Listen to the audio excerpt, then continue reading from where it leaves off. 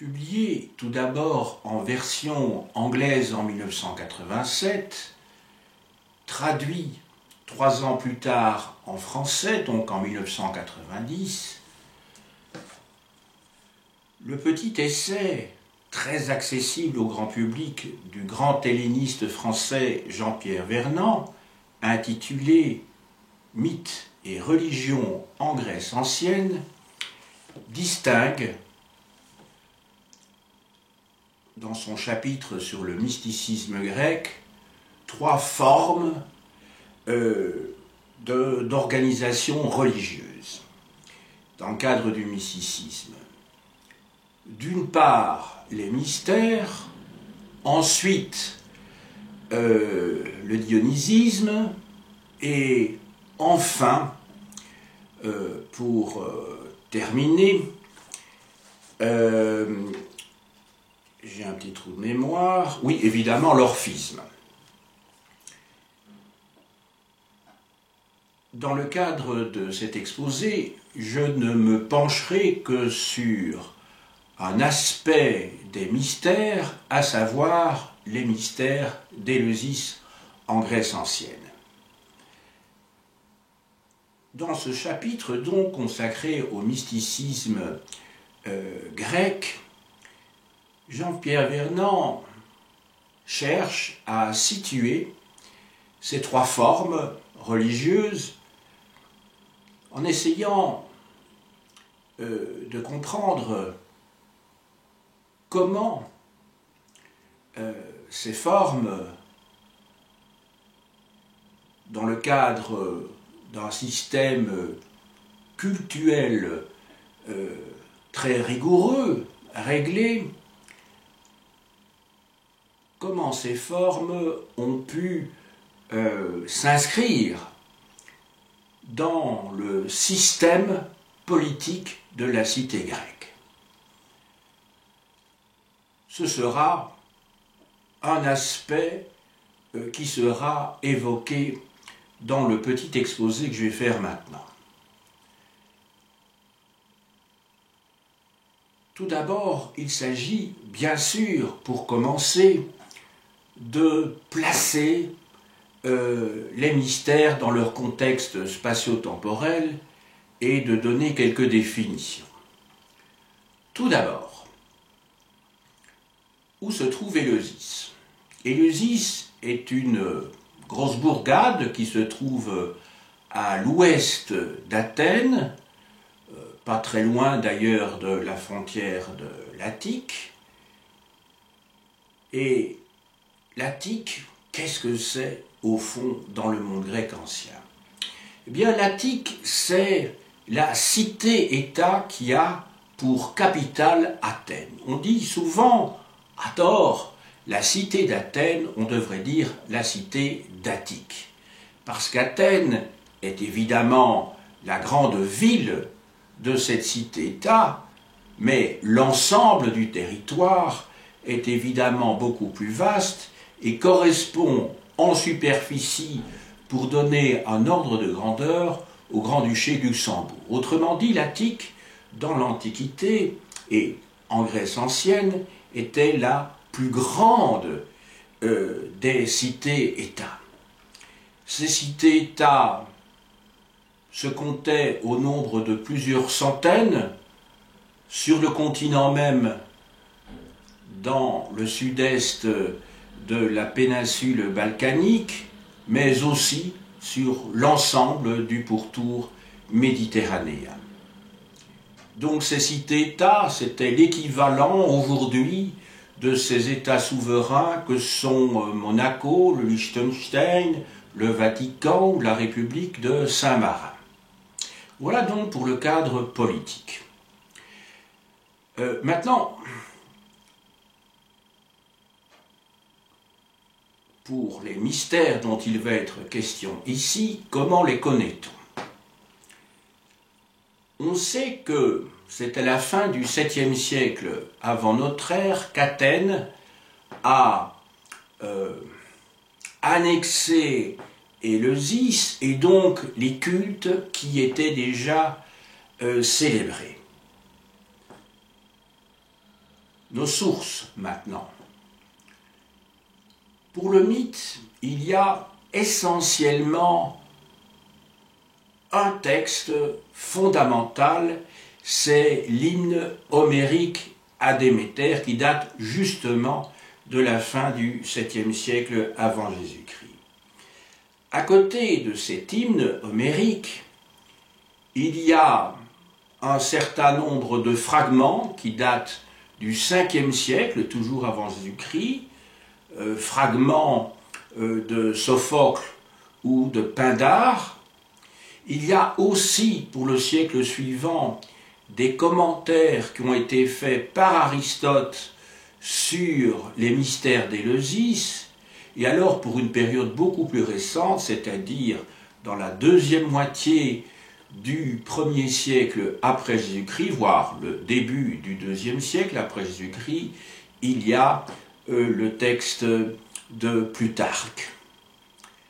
Voilà donc pour nos sources, car quand on fait un travail d'histoire, il s'agit d'emblée, pour commencer, de préciser de quels documents on dispose pour éviter de s'embarquer dans toute une série de spéculations qui ne sont d'ailleurs pas sans intérêt sur le plan philosophique, mais qui ne rendent pas compte précisément de ce que les anciens ont voulu à un moment donné exprimer dans leurs mythes et dans leurs rites.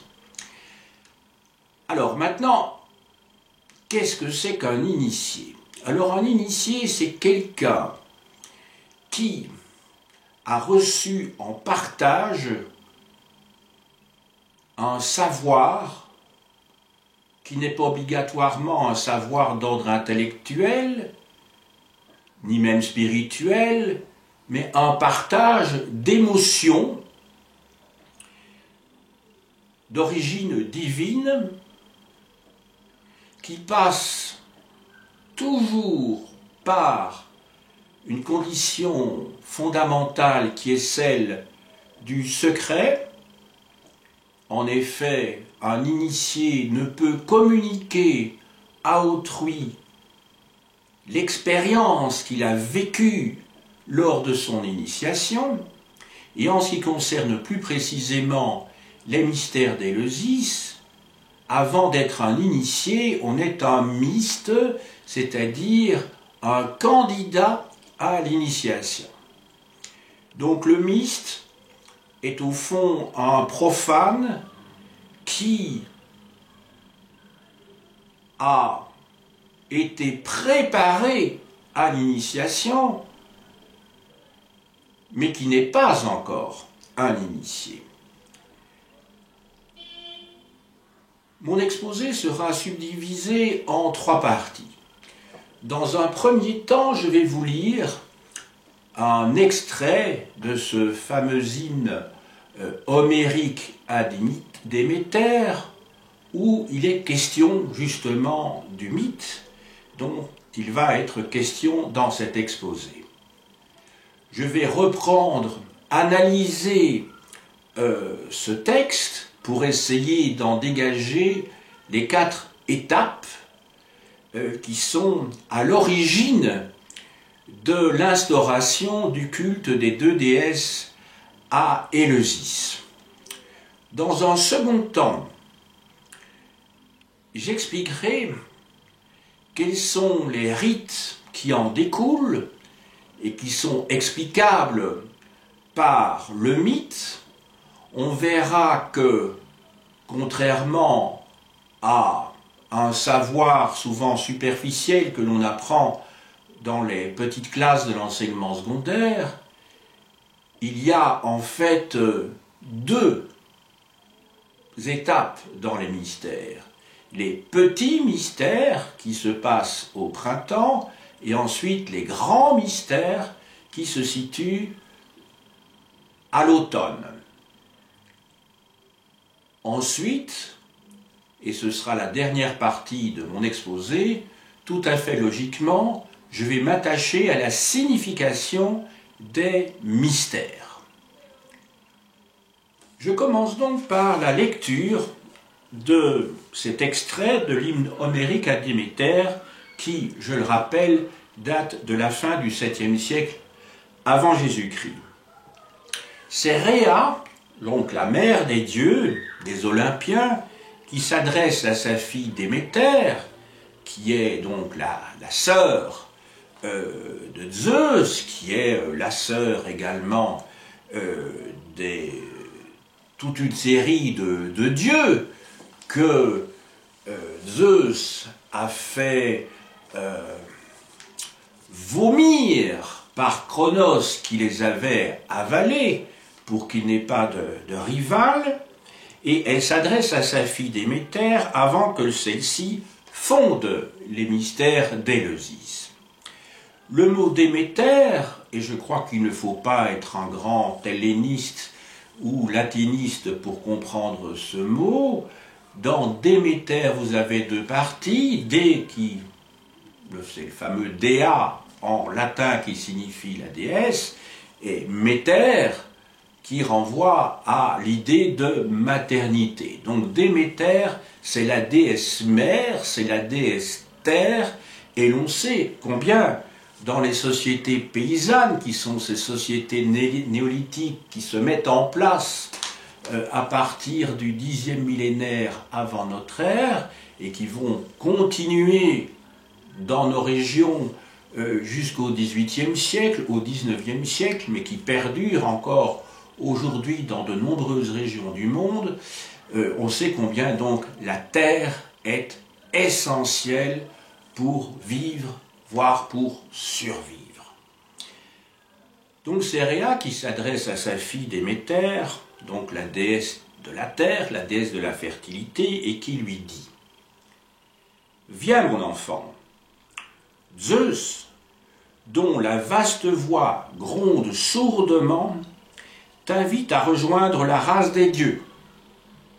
Et il a promis de te donner les privilèges qu'il te plaira de choisir parmi ceux des immortels. Il a bien voulu que du cycle de l'année, ta fille passât le tiers dans l'obscurité brumeuse et les deux autres auprès de toi et des immortels.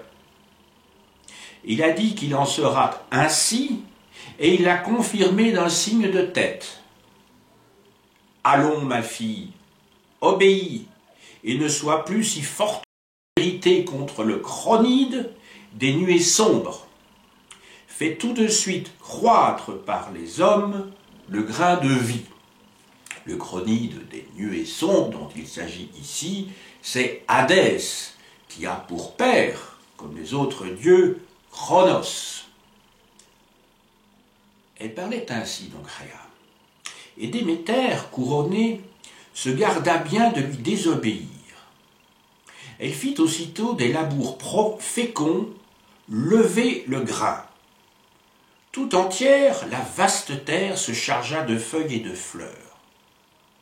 Puis elle s'en fut enseignée au roi justicier, à Triptolème, à Dioclès, le maître de chars, au puissant Eumolpe et à Célé, chef du peuple, l'accomplissement du ministère sacré.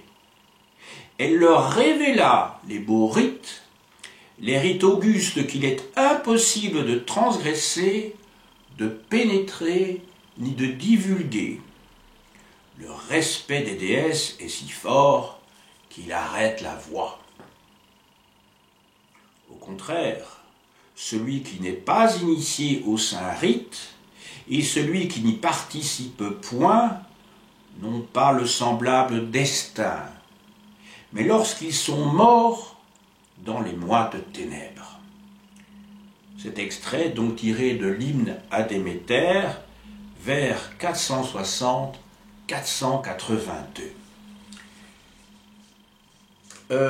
Si j'ai lu cet extrait, c'est que c'est la source essentielle pour comprendre les mystères d'Éleusis, et nous allons maintenant essayer de décortiquer ce texte que je vais éclairer par ce que l'on sait par ailleurs des mystères d'Éleusis. Il y a 4 étapes, en fait, dans ce mythe. La première étape, c'est la cause des événements qui vont suivre. C'est l'enlèvement de Corée, la fille de Déméter, qui se promène par les champs en train de cueillir des fleurs, par Hadès, le roi des enfers, le roi du monde souterrain. Déméter part à la recherche de sa fille qu'elle ne trouve pas. Elle arrive dans la bourgade d'Éleusis, dont le roi, Célé, ou Kéléos, et sa femme l'accueille et lui confie, alors que Déméter s'est métamorphosée en vieille femme pour ne pas être reconnue, la garde de leur petit enfant Démophon.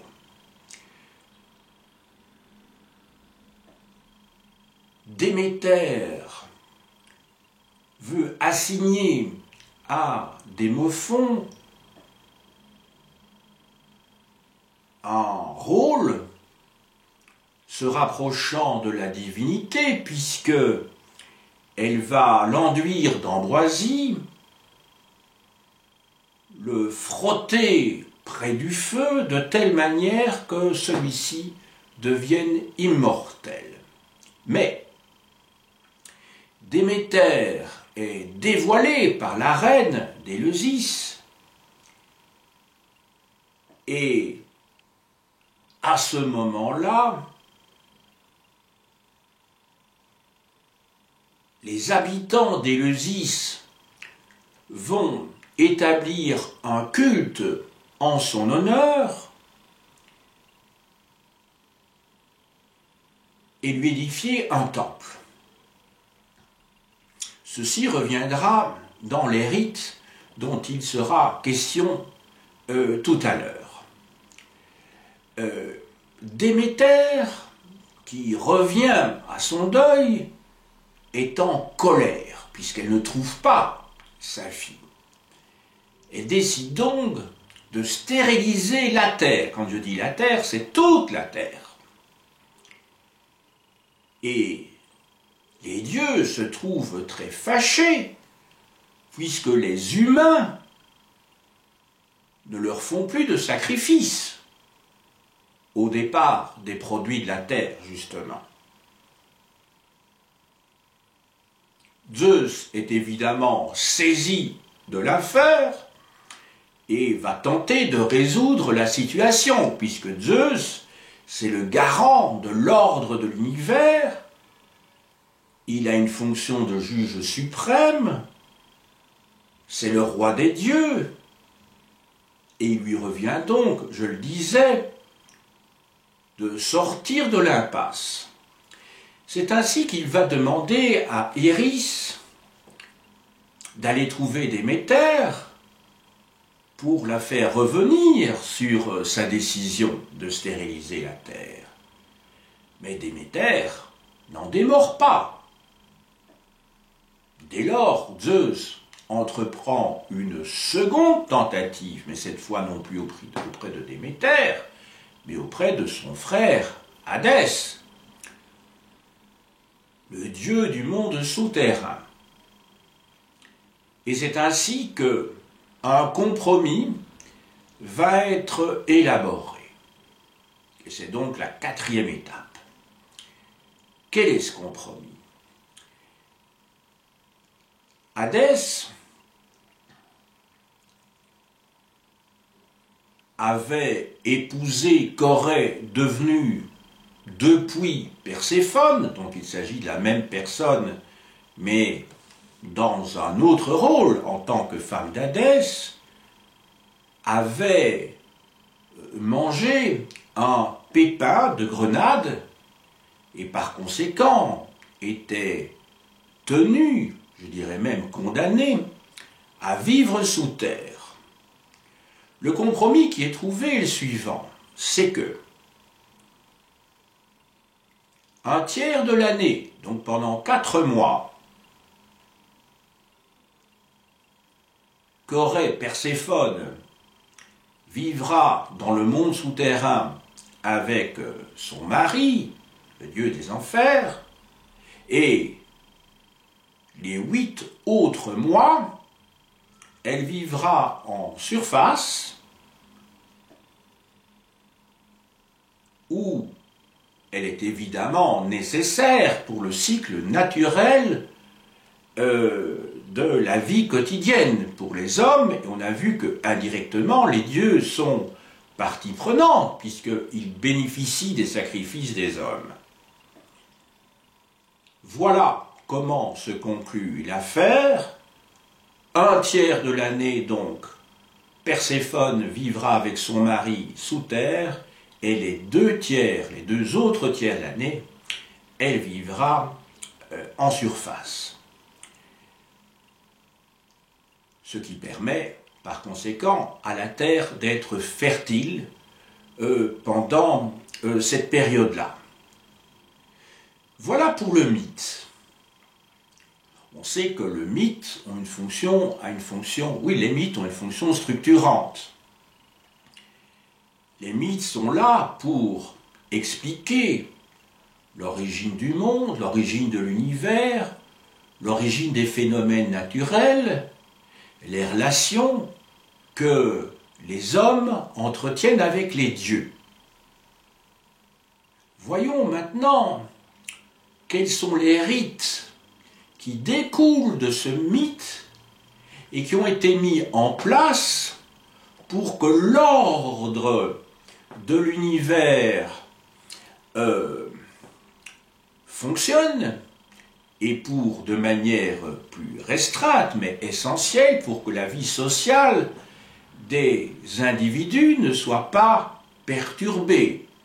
Je vous rappelle, je l'ai dit tout à l'heure, que nous sommes dans une société de type néolithique, c'est-à-dire une société paysanne, où la vie rurale constitue l'essentiel de la vie des Grecs de cette époque-là, et de tous les habitants du bassin méditerranéen à cette époque-là, et que, par conséquent, il va falloir mettre en place un certain nombre de cérémonies qui assurent chaque année cette alliance entre les hommes et les dieux. Il faut distinguer, et je l'ai déjà annoncé dans mon introduction, les petits mystères des grands mystères. Alors de quoi s'agit-il? Je commence bien sûr par les petits mystères. Les petits mystères sont des rites qui ont lieu au début du printemps, qui se situe à Agra, à Graille. Donc il s'agit d'un quartier d'Athènes, donc on est en milieu urbain, où un temple pour les 2 déesses, Déméter et Perséphone, a été édifié. En quoi consiste la cérémonie ou les cérémonies de ces petits mystères? Il faut distinguer 2 phases. La première phase est celle d'un sacrifice sanglant en l'honneur des 2 déesses, qui va être suivi, comme souvent après un sacrifice, par une cérémonie de purification. Cette purification a lieu logiquement dans l'eau, et plus particulièrement près de la rivière Ilissos. Quand je dis rivière, cours d'eau, disons. À partir de ce moment-là, les mystes, c'est-à-dire les candidats à être initiés lors des grands mystères qui vont se produire plus tard, vont être prêts pour, je dirais, la suite des opérations. Les grands mystères, maintenant. Les grands mystères se situent à l'automne. Et lorsque, dans la troisième partie de cette conférence, j'expliquerai la signification de ces mystères, il sera bien entendu question de la raison pour laquelle les grands mystères se situent dans le temps, à l'automne, et pas à un autre moment. Dans les grands mystères, il y a deux voyages. Le premier voyage conduit d'Éleusis à Athènes, et plus particulièrement à l'Éleusinion, excusez-moi, ce n'est pas un mot que j'utilise tous les jours en me levant le matin, donc l'Éleusinion, qui vient directement du terme Éleusis. Donc, un cortège se rend d'Éleusis à Athènes, et dans ce cortège, on trouve en tête, dans un chariot, les hiéras. Les hiéras, ce sont les objets sacrés. Une fois arrivés à Athènes, les mystes se rassemblent, puis il y a une cérémonie de purification. Alors, cette cérémonie de purification n'a plus lieu dans un cours d'eau, mais cette fois à Phalère, dans la mer. Lors d'un second voyage, parce qu'en fait il s'agit d'un unique voyage, mais sous la forme d'un aller-retour, donc ici, quand je vous parle du second voyage, il s'agit du retour d'Athènes, d'Éleusis,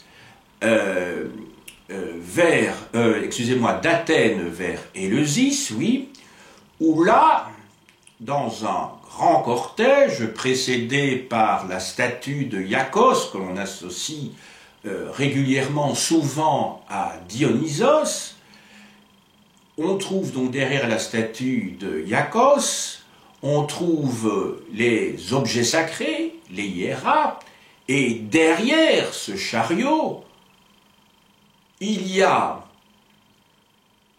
un long cortège comprenant les personnalités qui vont officier à la cérémonie.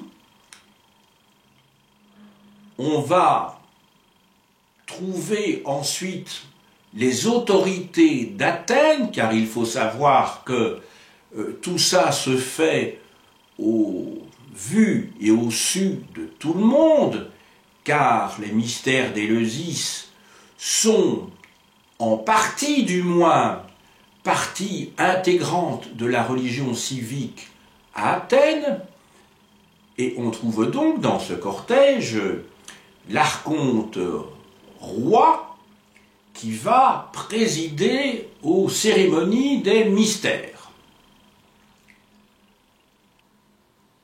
Dans le cortège, on trouve ensuite les mystes et des tas de gens, de citoyens athéniens, et pas seulement d'ailleurs des citoyens, on y trouve des femmes aussi, qui vont suivre ce cortège jusqu'à Éleusis, où les hiéras vont être déposés dans le Télestérion.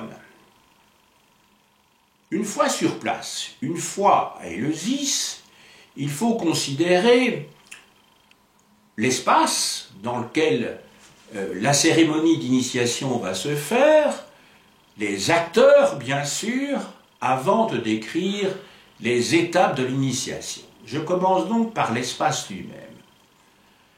En fait, le cortège, précédé, comme je l'ai dit, par la statue de Iacchos, les hiéras, les autorités religieuses, mais le clergé à Athènes, enfin ce n'est pas un clergé, il y a une classe, un groupe de prêtres, mais qui sont des fonctionnaires de la cité et qui n'ont pas du tout, qui ne sont pas du tout l'équivalent du clergé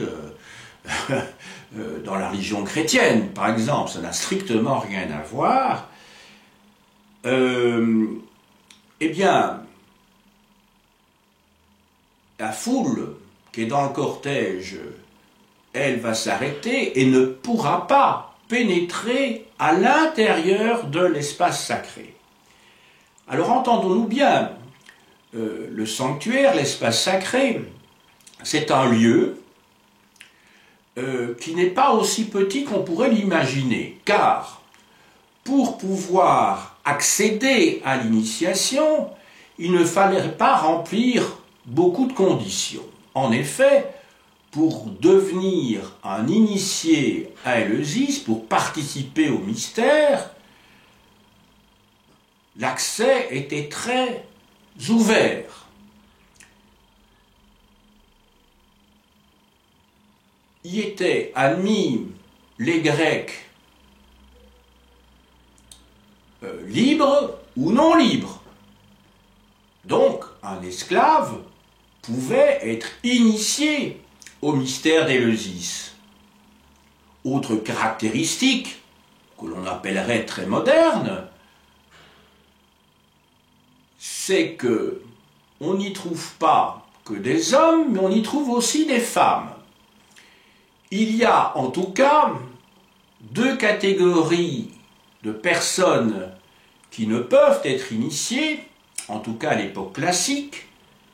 Ce sont d'une part les barbares, c'est-à-dire ceux qui ne parlent pas grec, donc les étrangers, mais pas les Grecs étrangers à la cité d'Athènes, on le comprend bien. Si vous êtes un Spartiate, vous pouvez être initié. Un Béotien, enfin peu importe la région de Grèce d'où vous venez, du moment que vous êtes un Grec et que vous parlez grec, il n'y a pas de souci, vous pouvez être initié au mystère d'Éleusis. En revanche, si vous êtes extérieur au monde grec, là, il y a impossibilité, en tout cas pour l'époque classique, parce qu'on va voir que les choses vont évoluer plus tard. Sont refusés également à l'initiation ceux qui ne sont pas de bonne mœurs, c'est-à-dire ceux qui sont coupables de crimes. Voilà. Eh bien, quand le cortège s'arrête, seuls ceux qui sont destinés à l'initiation, et ceux qui sont bien entendu déjà initiés, peuvent entrer dans le sanctuaire.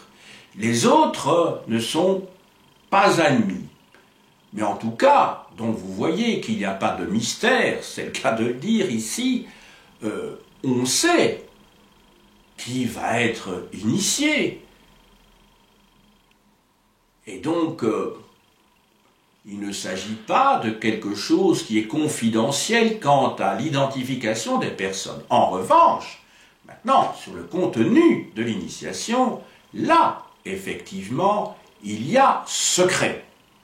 Car les mystes qui deviennent des initiés ne pourront confier à qui que ce soit ce qui se sera passé à l'intérieur du sanctuaire. Je crois que c'est important de le dire, parce que ce secret a été bien tenu par-delà les siècles.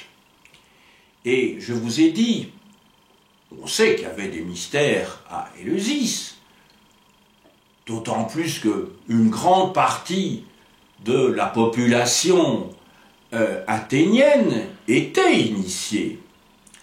Mais ça ne pouvait, ce qui se passait à l'intérieur lors des cérémonies d'initiation ne pouvait être divulgué. Voilà donc pour l'espace. Maintenant, quant aux acteurs, outre les mystes qui sont en attente d'initiation, outre les initiés qui ont déjà connu dans les années antérieures la cérémonie, il y a bien sûr ce personnel sacerdotal qui comprend le grand prêtre, celui qui va mener la cérémonie, que l'on appelle le hiérophante. Il y a ensuite un second personnage qui est féminin, qui est la prêtresse de Déméter, et qui, dans l'ordre de préséance, si je puis dire, en tout cas, est le second personnage en importance dans la cérémonie. Et alors, jusqu'au moment où la cérémonie va commencer, le hiérophante est accompagné d'un porteur de torche.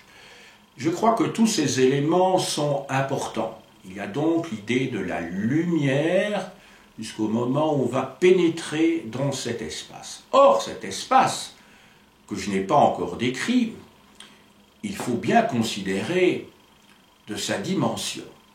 Il s'agit en fait d'un espace quadrangulaire qui est très très grand. Tenez-vous bien. Il peut comprendre 3000 personnes, je dis bien 3000 personnes, qui vont, pendant la cérémonie, il n'y a pas systématiquement 3000 personnes qui sont là, mais en tout cas les gradins peuvent contenir 3000 personnes. Ces personnes se trouvent donc sur les gradins qui se trouvent donc tout autour de cet espace.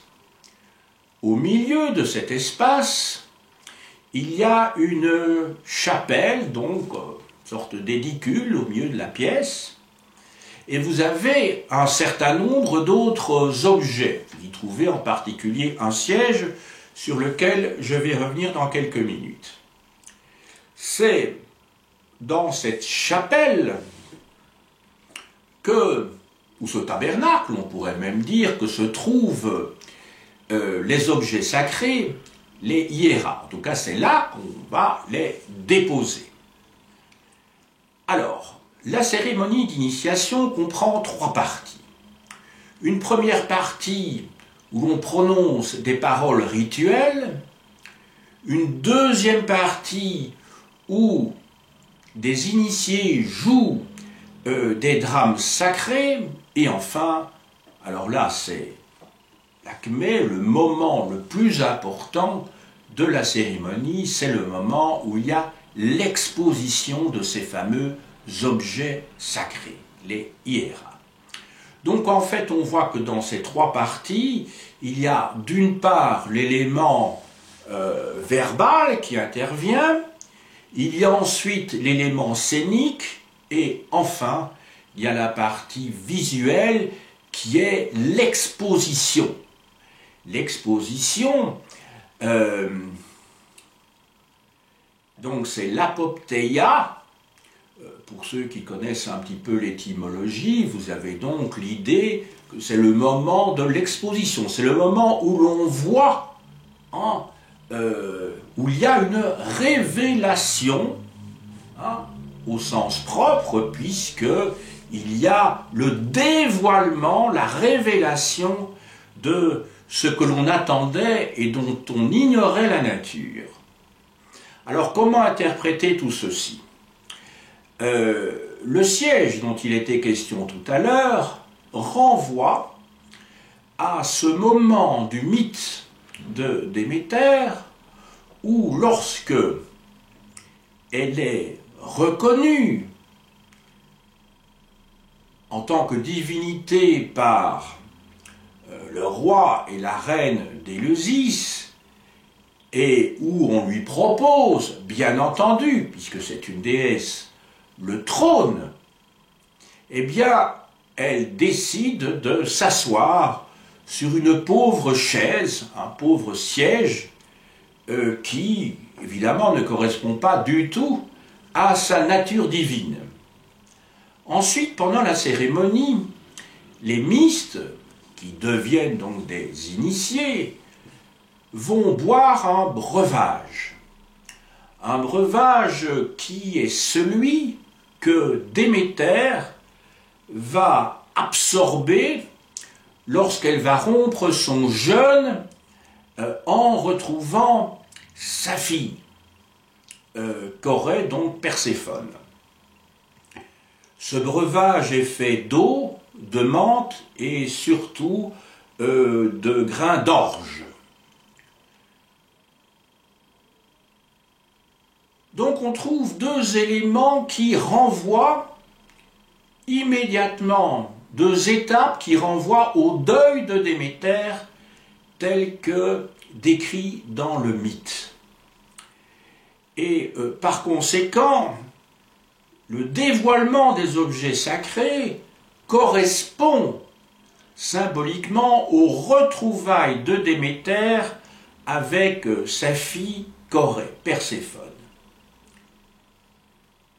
La signification de ces mystères, maintenant. Deux dimensions doivent être considérées. La dimension individuelle et la dimension collective. Je vous ai dit déjà que les mystères d'Éleusis n'ont rien de contradictoire avec la religion civique. Bien au contraire, et Jean-Pierre Vernant l'explique d'ailleurs dans son livre, les mystères d'Éleusis complètent la religion civique, même s'il y a un certain nombre d'éléments dans les mystères d'Éleusis qui ne suivent pas, en tant que tels, strictement, cette religion civique. Donc en fait, les mystères d'Éleusis sont à cheval entre, d'une part, je dirais,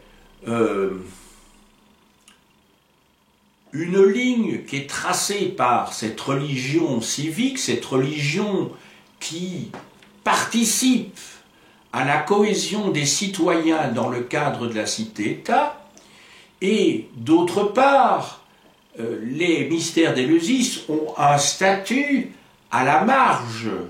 Et c'est en cela que je dis que les mystères d'Éleusis sont à cheval, d'une part sur la religion civique et d'autre part sur quelque chose d'autre. Mais en tout cas, ils sont admis.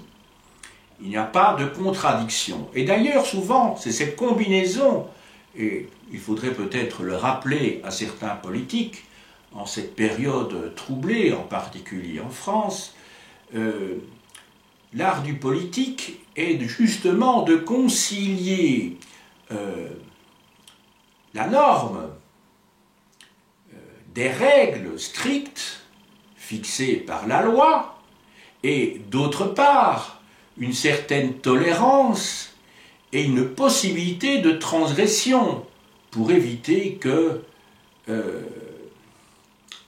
la marmite n'explose et pour donner ainsi, sur le plan social et politique, dans le cadre de l'organisation d'une société, une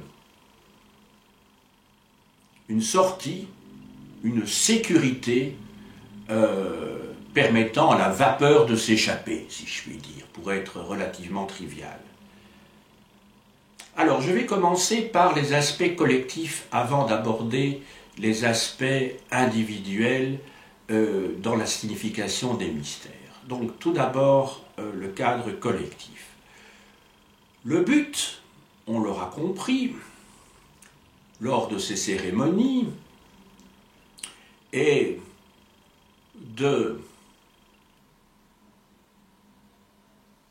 répéter par des rites une espérance, éviter une angoisse, resserrer les liens dans le cadre d'un contrat entre les dieux et les hommes, et ici en l'occurrence entre les Athéniens et d'autre part les deux déesses, Déméter et Perséphone, qui ont signé implicitement un contrat avec Hadès sous la tutelle du roi des dieux, Zeus, qui se porte donc garant de cet accord.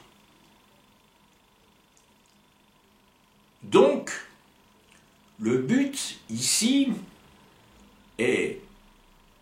doit être considéré au premier degré, c'est qu'il s'agit d'assurer la richesse matérielle qui est liée à la fertilité du sol. Sans fertilité du sol, c'est la dévastation. L'Attique devient un désert. Il n'y a plus de quoi se nourrir, je dirais, sur le plan végétal, mais non plus sur le plan animal, puisque les animaux n'ont plus de quoi, justement, s'alimenter. Donc tout est lié. Et les dieux et les déesses eux-mêmes sont frustrés, puisqu'ils ne reçoivent plus de sacrifices, et donc ils sont par définition de mauvaise humeur contre les humains. Donc on voit bien que c'est l'ordre du monde et l'ordre social qui est en cause à ce moment-là, puisque ça peut provoquer évidemment des révoltes, cette fameuse stasis qui perturbe l'organisation de l'univers. Quand je dis l'univers, volontairement, je prends une image assez forte, mais en fait c'est l'équilibre de tout un écosystème qui est en cause à ce moment-là. Écosystème dans le sens économique, mais aussi un écosystème sur le plan spirituel. Alors maintenant, j'en arrive à l'explicitation, je l'avais annoncé tout à l'heure, du calendrier qui est suivi, d'une part dans les petits mystères et d'autre part dans les grands mystères. Vous vous souvenez peut-être que les petits mystères se célèbrent au début du printemps. C'est le moment des semailles, mais il y a un calendrier, et ceux qui ont déjà été en Grèce au mois de juillet et au mois d'août, déjà depuis la fin du mois de juin, connaissent évidemment ce climat que j'appellerais infernal, et je m'en souviens particulièrement bien, je m'excuse d'être trivial, parce que il y a 35 ans de cela, je me souviens d'avoir eu des coups de soleil, je garde toujours la trace aujourd'hui. Donc, au mois de juillet et au mois d'août, la terre est complètement brûlée. Donc, il ne s'agit pas, à ce moment-là, de profiter des récoltes. Elles sont brûlées, tout simplement. On ne peut rien faire pendant cette période-là. De la même manière, d'ailleurs, que le long du Nil, à cette même période, mais là, avec un autre élément naturel qui intervient, non plus le feu du soleil, mais l'eau du Nil, c'est le moment où il y a l'inondation de la vallée et où les paysans ne peuvent pas travailler leurs terres. Mais il se produit évidemment un événement qu'attendent chaque année les Égyptiens. Par cette inondation, il va y avoir donc la fertilisation des terres par le dépôt des riches limons. Eh bien en Grèce, là, il n'y a pas l'équivalent du Nil, donc ils n'ont que le feu du soleil, ce qu'on a aussi en Égypte, mais qui est tempéré, si je puis dire, par l'eau, et donc la terre est brûlée. Autrement dit, les grains qui résultent de cette première récolte vont être rassemblés, la récolte qui précède l'été chaud, vont être rassemblés dans des jarres ou dans des silos souterrains. Et là, on voit évidemment directement le lien avec le mythe étant une allégorie, une transposition de ce qui se passe dans la vie quotidienne, la vie saisonnière des Athéniens. Et alors, que fait-on de ces grains? Ils sont mis, je vous ai dit, dans des jarres, dans des silos, et c'est en automne que l'on va ouvrir ces jarres, que l'on va ouvrir les silos souterrains, et que l'on va semer. Mais oui, là on va semer en automne. Donc il ne faut pas faire de parallèle avec le climat de nos régions. On va semer en automne, et ça correspond donc, si vous faites bien le calcul, c'est que les 3 mois, que les mois où, comment dirais-je, où les grains sont dans le sol et vont attendre de germer, ne sont pas ceux que l'on pourrait imaginer par rapport au mythe. Dans le mythe, en fait, c'est la période d'été pendant laquelle Perséphone rejoint son mari. Il y a donc 2 périodes pendant l'année. Il y a une période de 4 mois où Déméter, ou plutôt Corée, Perséphone rejoint son mari Hadès, et puis pendant 8 mois, c'est-à-dire les 2 autres tiers de l'année, Déméter se trouve va permettre la fertilisation des terres. Voilà, ça résulte d'un contrat, ou plus exactement, le contrat est une manière analogique de transposer cette croyance formalisée sous forme de rite et dont on a fait de fait les petits mystères et les grands mystères et qui donne lieu donc à ces 2 parcours sous la forme donc d'une première cérémonie au printemps et d'une autre cérémonie à l'automne qui dure 10 jours sous la forme de 2 voyages. Maintenant, je vous ai dit qu'il y a une double dimension à la signification des mystères. Il y a l'aspect vie collective, vie sociale, et puis il y a aussi l'aspect vie individuelle. Et je crois que c'est peut-être la grande richesse, l'originalité de ces mystères, c'est que les 2 dimensions sont prises en compte.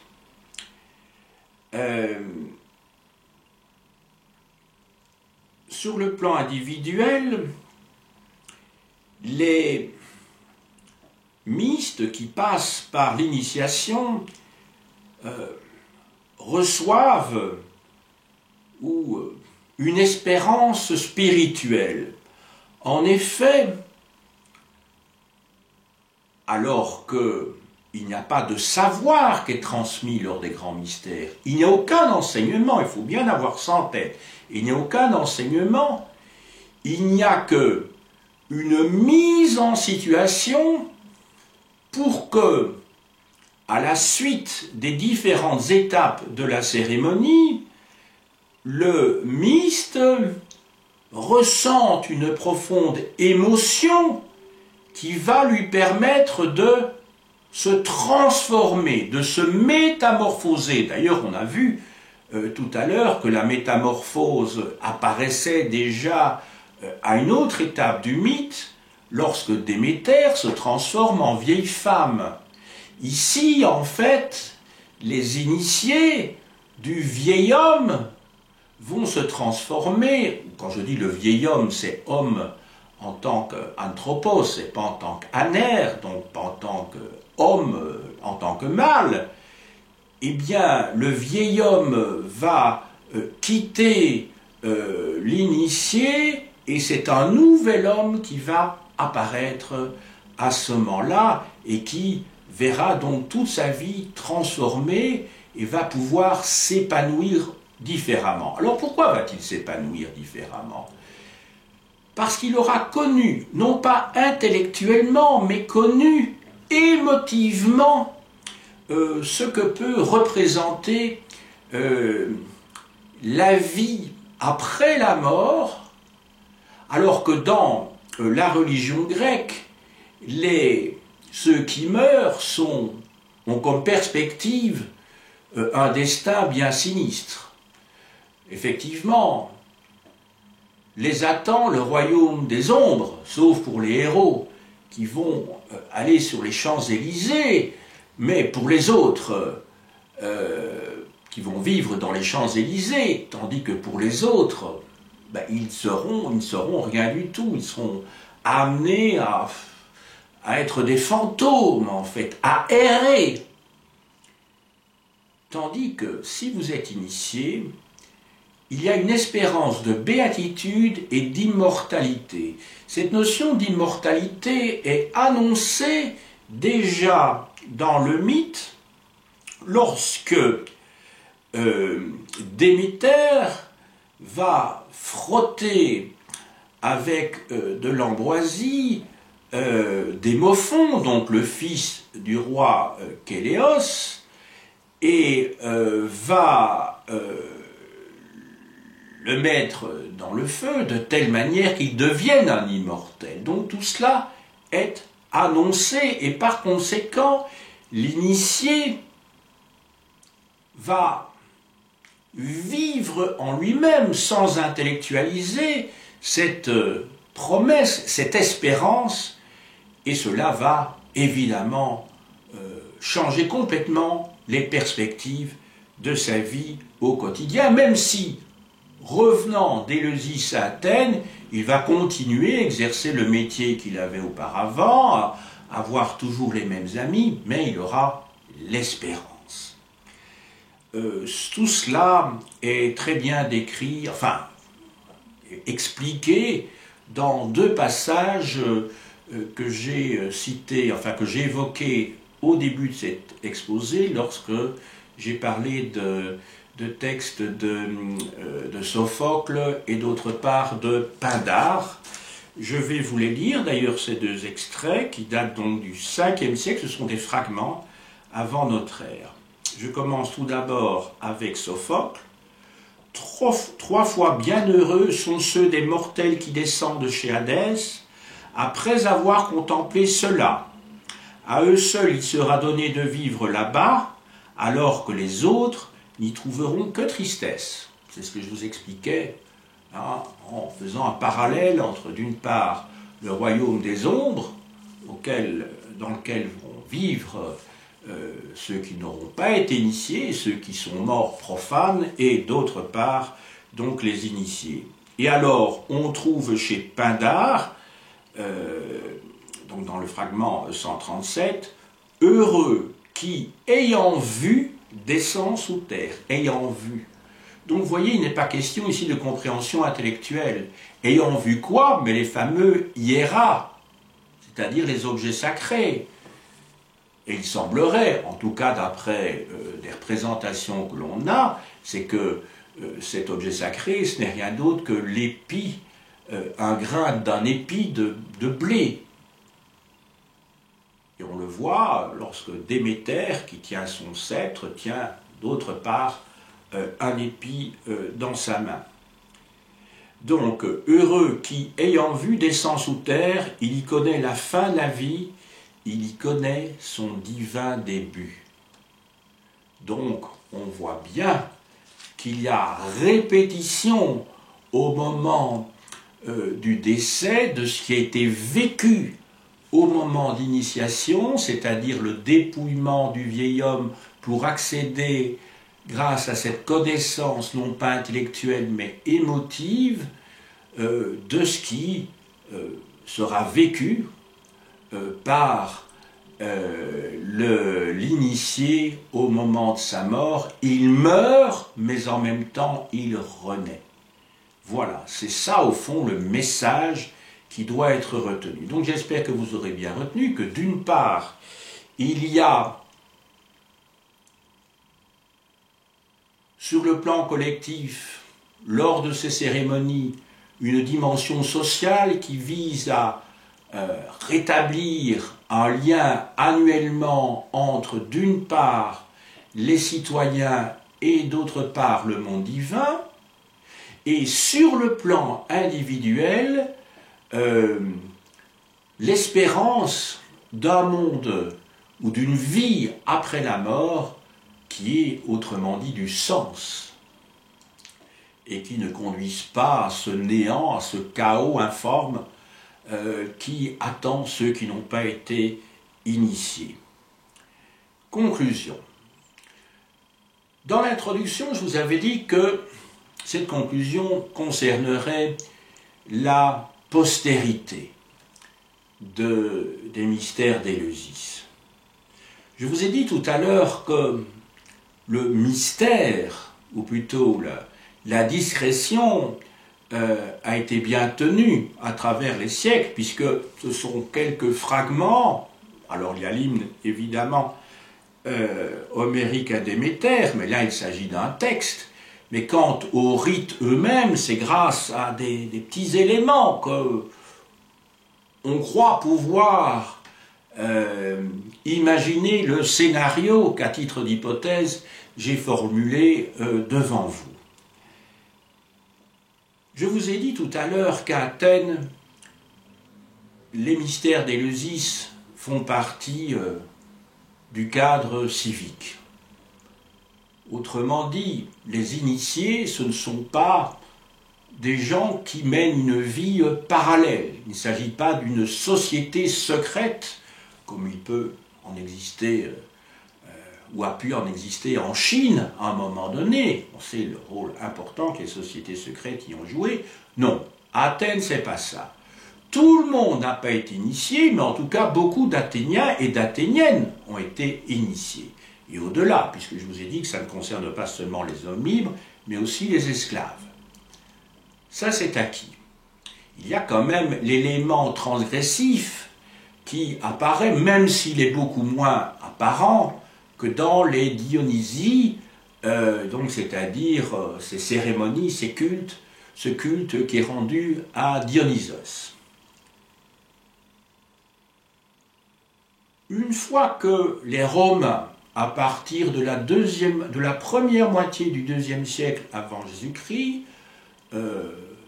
s'emparent du royaume de Macédoine. 168, c'est la bataille de Pydna, où Persée, le dernier roi de Macédoine, est défait. Alors son père avait été déjà battu une trentaine d'années plus tôt, en 194, si mes souvenirs sont bons, à la bataille de Cynocéphale, dont son père Philippe V. Il y a la défaite de Corinthe en 146. À partir de ce moment-là, deux provinces romaines vont remplacer le royaume de Macédoine et les cités souveraines, ces cités-États plus au sud. Ce sont les provinces de Macédoine romaine, de Macédoine et la province romaine d'Achaïe. À partir de ce moment-là, que vont faire les Romains de ces mystères? On sait que les Romains sont des gens très tolérants sur le plan religieux et que d'autre part, ils étaient, en tout cas les élites, très intéressés par ces religions exotiques. Plus tard, ce sera le cas, déjà à cette époque-là aussi. Déjà à cette époque-là, les Romains vont être très intéressés par les religions orientales, comme par exemple le culte d'Isis, plus tard le culte de Mithra, il y aura le christianisme bien sûr. Et les élites romaines vont vouloir être initiées également au mystère d'Éleusis. Autrement dit, ces mystères qui étaient réservés aux Grecs et qui étaient refusés aux barbares vont donc être divulgués à des non-grecs. Et ces mystères d'Éleusis, je viens de vous le dire, auront un grand succès dans l'aristocratie romaine. Mais à partir de l'ère chrétienne, ces mystères vont connaître l'opposition des pères de l'Église. Pourquoi? Parce qu'en fait, ces théologiens chrétiens craignaient que la piété exprimée lors de ces rites ne fasse concurrence à la piété chrétienne, justement. Et donc, ces rites vont être très attaqués, et comme l'ensemble des religions de l'Empire romain,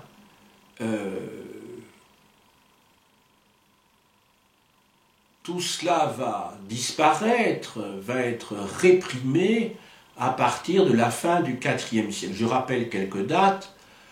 Persécution des chrétiens pendant les 3 premiers siècles de notre ère, par phase, hein, à des moments bien précis, je pense à l'époque de Néron, je pense à l'époque de Marc Aurèle, je pense également à l'époque de Dèce, je pense à l'époque de Dioclétien, donc tout ça s'étend sur 2 siècles et demi, et alors, à partir de 313, le christianisme bénéficie de cet édit de tolérance promulgué par Constantin, et en 390, si mes souvenirs sont bons, l'empereur Théodose Ier, Théodose le Grand, décide d'officialiser le christianisme comme étant l'unique religion de l'Empire romain. Et donc à partir de ce moment-là, à partir de la fin du IVe siècle et surtout au Ve siècle, même si la rupture n'a pas été aussi nette qu'on l'a dit souvent, il va y avoir effectivement une disparition totale des cultes et des religions non chrétiennes, et donc à partir de ce moment-là, c'en est fini définitivement de ces religions en mystère en particulier. Alors quand on arrive à l'époque contemporaine, c'est-à-dire de nos jours, et on peut remonter d'ailleurs au début du XVIIIe siècle, il y a un certain nombre de sociétés discrètes qui pratiquent des initiations, et parmi celles-ci, la plus connue est bien sûr la franc-maçonnerie spéculative qui naît en 1717 à Londres. Dans les différentes initiations, aux différents degrés en maçonnerie, il y a un certain nombre d'éléments qui font écho directement au mystère d'Éleusis, et d'ailleurs au second degré, il est fait explicitement en référence au mystère d'Éleusis. Mais en tout cas, il y a un certain nombre d'éléments qui ne sont pas propres d'ailleurs, exclusifs de la franc-maçonnerie, mais il y a toute une série d'éléments que j'ai évoqués qui sont liés évidemment, je dirais, à ce type même de démarche qui est celle des initiés d'Éleusis. Et là, je crois qu'il suffit de prendre des ouvrages sur l'histoire de la franc-maçonnerie et on pourra repérer très facilement et identifier ce à quoi je fais référence. Donc je ne vais pas m'y attarder ici. Ce qui est sûr, c'est que si on essaye de resituer les mystères d'Éleusis dans l'histoire générale des civilisations, on voit que ces mystères occupent une place centrale, fondamentale finalement dans les sociétés de type rural, que l'on pense au mythe d'Osiris et d'Isis, puisque Osiris a été tué par son frère Seth, qui était jaloux de lui, qui cherchait à s'emparer du pouvoir, et Osiris est découpé en petits morceaux. Isis récupère son mari et frère pour essayer de le faire revivre, donc elle recolle les petits morceaux ensemble, les entoure de bandelettes, inaugurant ainsi le rite de la momification, étant l'origine du mythe de la renaissance après la mort. Et effectivement, Osiris a la même fonction que Perséphone ici, puisque Osiris est bien le dieu de la végétation qui renaît chaque année.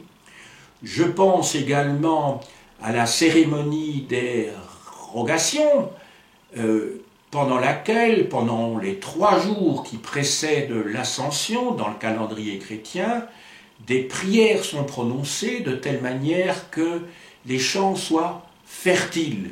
Derrière les rogations, il n'y a plus que vraisemblablement, bien sûr, des cultes qui sont antéchrétiens. Voilà. Alors maintenant, quant à ces différents voyages dont j'ai pu vous parler, on en trouve de très nombreux exemples dans différentes sociétés, dans différentes religions. Pensez tout simplement au Hajj, c'est-à-dire au pèlerinage que les musulmans qui en ont les moyens, qui sont bien portants, doivent faire au moins une fois dans leur vie. Eh bien, lors de ce pèlerinage à la Mecque, les fidèles sont amenés à aller dans plusieurs localités à proximité de la Mecque et ils doivent là aussi pratiquer un certain nombre de rites, le plus connu étant bien entendu la circumambulation des fidèles autour de la Kaaba, c'est-à-dire dans ce cube dans lequel se trouve insérée la pierre noire, la météorite, mais aussi lorsque, à l'extérieur de la Mecque, ils doivent jeter des pierres sur des stèles, puisque ces stèles sont censées représenter donc des démons. Donc jeter des pierres sur ces stèles, c'est extirper aussi le mal de soi. Donc ça a une dimension cathartique indubitable. Voilà, donc ici il ne s'agit pas évidemment de faire un cours d'histoire des religions, mais quand on fait de l'histoire comparée des religions, il y a toute une série de points communs qui apparaissent et dont la fonction psychologique et anthropologique est tout à fait évidente. Il me reste maintenant à vous montrer quelques ouvrages, comme d'habitude. Donc je vous remontre l'ouvrage de Jean-Pierre Vernant, Mythes et religions en Grèce ancienne, donc en français 1990. Alors un vieil ouvrage, mais où il y a tout un chapitre, bien sûr, sur les mystères d'Éleusis, c'est Le génie grec dans la religion de Louis Gernet et André Boulanger. Louis Gernet, qui fut le maître de Jean-Pierre Vernant. Alors l'ouvrage de mon maître, Roland Craé, qui est un helléniste et qui avait fait sa thèse doctorat sur la littérature oraculaire chez Hérodote. Voilà, donc alors c'est un ouvrage très pédagogique que je conseille aux professeurs qui enseignent l'histoire des religions. Comme toujours, Roland Craé était un philologue de premier ordre et a donc placé dans son texte inséré toute une série de textes qui permettent de voir quelles sont les sources de son propos. Oui, la collection, bon, ça avait été édité chez un éditeur qui était Labor, et c'était réédité chez Complexe, mais il y a déjà quelques décennies, mais ça se trouve encore. Alors, il y a tout à fait récemment, puisque ça date de l'automne, si mes souvenirs sont bons, de l'automne 2017, donc ça a une bonne année, la leçon inaugurale au Collège de France de Vinciane Pirenne Delforge, le polythéisme grec comme objet d'histoire, donc chez Fayard. Alors toujours sur l'histoire de la religion grecque, parce que je crois que les mystères d'Éleusis méritent toute notre attention, ne fût-ce que pour la place qu'ils occupent dans une société rurale, ça vaut la peine quand même de comprendre la place qu'ils occupent à l'intérieur de la religion grecque, et il faut faire évidemment des liens avec les autres aspects de cette religion. Alors de Jean-Pierre Vernant, le grand helléniste dont je vous ai déjà parlé tout à l'heure, je crois qu'il faut relire toute son œuvre. en particulier la leçon inaugurale qu'il a prononcée également au Collège de France et intitulée Religion grecque, religion antique, publiée chez Maspero. Du même mythe et pensée chez les Grecs, aux éditions La Découverte. Alors, en collaboration avec Pierre Vidal-Naquet, Mythes et tragédies en Grèce ancienne, La Découverte. De Vernant toujours, Religion, Histoire, Raison, petite collection Maspero. La mort dans les yeux.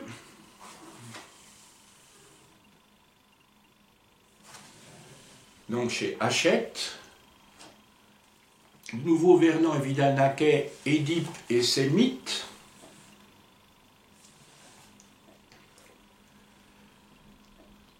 De Thiède et Vernant, Les ruses de l'intelligence, la métisse des Grecs, Champ-Flammarion. Alors là, destiné à un grand public parfaitement lisible, évidemment tout à fait passionnant. Je dirais que c'est un livre qu'il faut offrir aux adolescents à une époque où l'on adore la mythologie, et plus particulièrement la mythologie grecque, l'univers, les dieux, les hommes, au seuil, librairie du XXe siècle.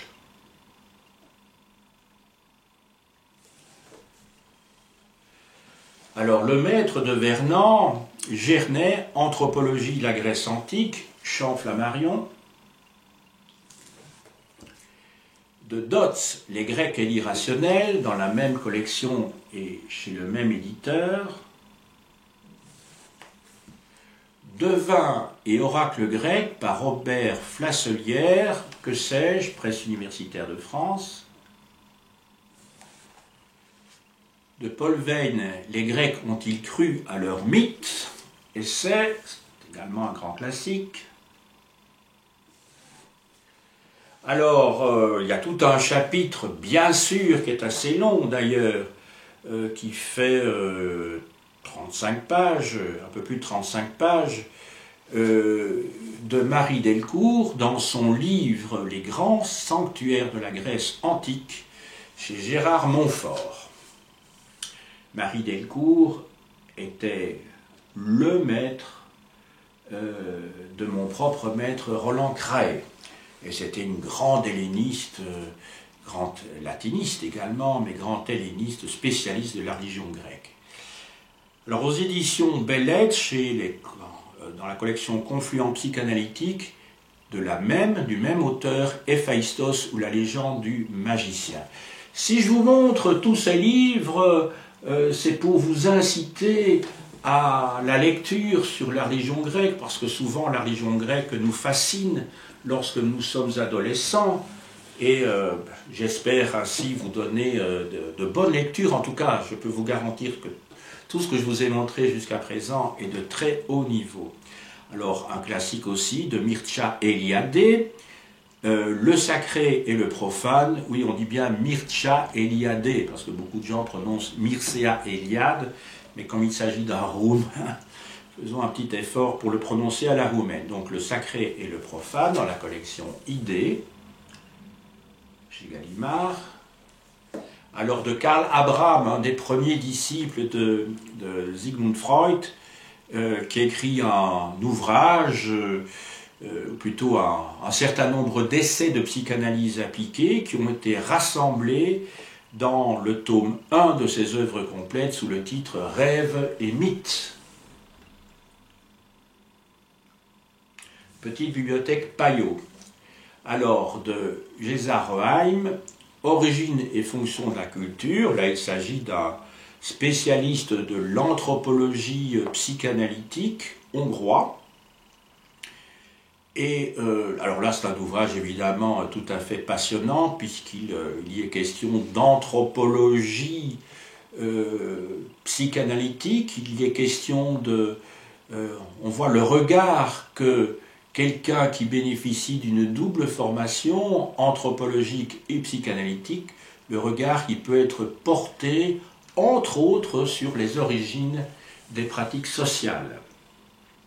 Donc, chez Gallimard, dans la petite collection Idées. Alors, un ouvrage qui date, mais qui m'a beaucoup marqué lorsque j'étais étudiant à l'université, de Jean-Jacques Walter, Psychanalyse des rites, la face cachée de l'histoire des hommes. Médiation Gontier chez De Noël.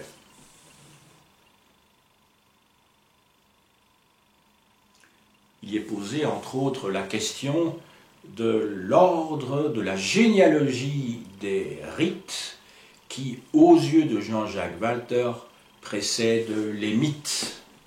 Ce qui, comment dirais-je, peut donner un éclairage particulier par rapport à mon propos d'aujourd'hui. Et enfin, un grand helléniste, psychanalyste, anthropologue, qui écrit différents ouvrages qui peuvent vraiment nous intéresser. Je fais référence ici à son recueil Tragédie et poésie grecque, études ethnopsychanalytiques chez Flammarion dans la nouvelle bibliothèque scientifique dirigée par Fernand Braudel.